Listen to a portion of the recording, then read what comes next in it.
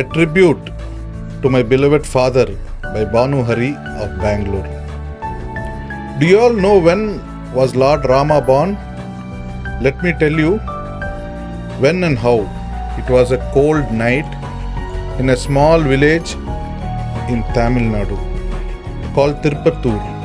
உள்ளத்தில் நல்ல உள்ளம் உறங்காதென்பது வல்லவன் வகுத்ததடா கண்ணா வருவதை எதிர்கொள்ளடா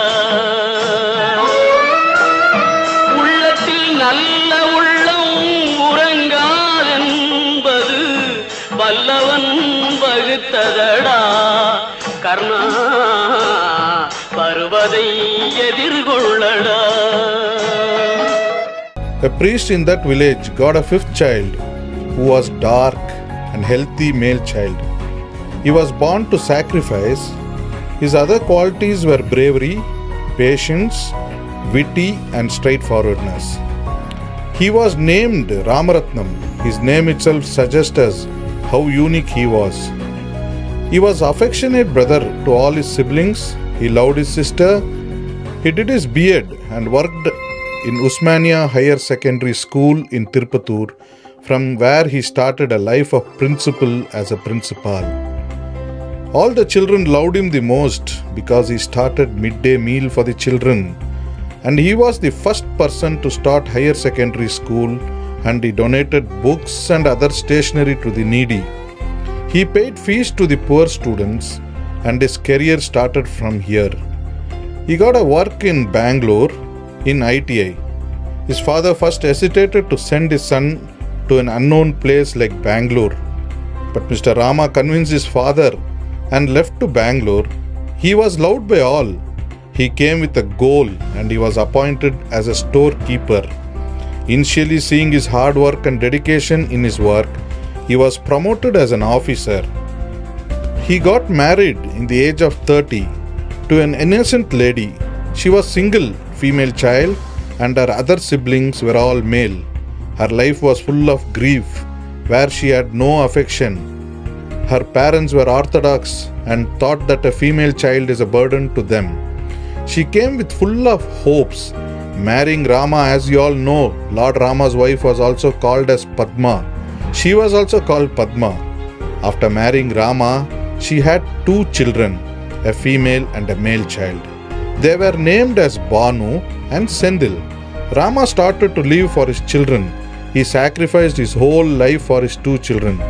Though their family led a middle-class life, they were contented. But Rama always wanted his children to lead a luxurious life. He brought all his children's needs. Those children never even saw his parents misbehaving in front of them. All festivals were celebrated only for the sake of children. He brought new clothes to his kids and just a hand towel for himself. Once, to his bad luck, all the jewels and expensive articles were vanished by some thieves. But Rama did not give up. He started to battle all the miseries that came in his way. A soul-earning person who lost all his belongings once again started to accumulate gold and money for his children and started to build a house in a posh area in Bangalore. His house was small in that area, but his heart was large. He never lent money with anyone. He was a principled man. You would not have seen a man like him. He had no bad habits, nor he had any friends. He used to go to work at 6 a.m. in the morning and return exactly at 5 p.m. in the evening. He was named as stingy by his relatives because he did not spend money lavishly. But behind this, no one knew his generosity he did for his children. He brought a black and white TV just for his daughter because she used to watch TV sitting outside her neighbor's house. Then he bought all the essential items for his house except fridge because cold storage items was restricted for his son. So he did not buy that. They shifted to their own house. He made his daughter's marriage with a humble person like him. He saw that his daughter led a happy life with him. He made his son an engineer and shined his life as a software engineer. He made his son's marriage with a beautiful and an affectionate girl. He saw that they led a happy life. He never asked any help from anyone. He gave his children his maximum love and he taught his children to be affectionate. He was a model of Nadigar Tilagam Shivaji Ganeshan. His style and walk was just as Shivaji Ganeshan. His family gradually expanded. His daughter has 2 beautiful girl babies and his son with a handsome boy baby. And once again Rama started to live for his children and grandchildren's now. He prayed Almighty to keep 7 people healthy with a long life. He never depended on his children's too. When he was 75, he came to the conclusion that his presence was not required in this world, but his children required him. Each second they thought of him, every moment, but rather they did not explain him. Suddenly he was unconscious and the children hurried him to the hospital. He was in ICU for 5 days. He started to breathe with suffocation. When both his children held his hand on the 5th day of his hospitalization, he started to tell his children that he is counting his last breath. Let me tell you, no children should go through such a miserable condition.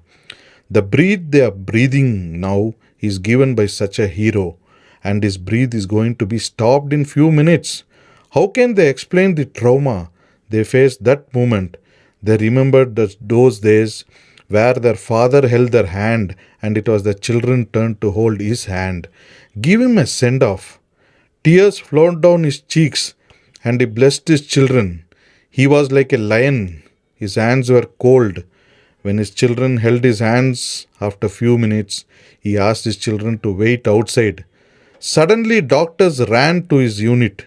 When his children went behind the doctors, they could see the king of the forest lay dead majestically. They could see their father few minutes ago waving his hand, but now lying unsound. With cold hands, they could not believe what's happening. They felt as if the old world came to an end. They felt like tsunami was in front of them. They could see the World Trade Center falling in front of them, and that's all. Everything came to an end.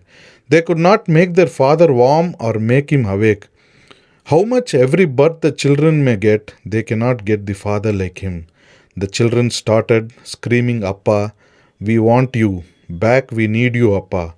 Every hero's life is like a journey, and this hero's journey came to an end. உன் கண்ணில் நீர் வழிந்தால் என் நெஞ்சில் புதிரம் கொட்டுதடி என் கண்ணில் பாவை என்றோ கண்ணம்மா என் உயிர் நின்னதென்றோ உன் கண்ணில் நீர் வழிந்தால் என் நெஞ்சில் புதிரம் கொட்டுதடி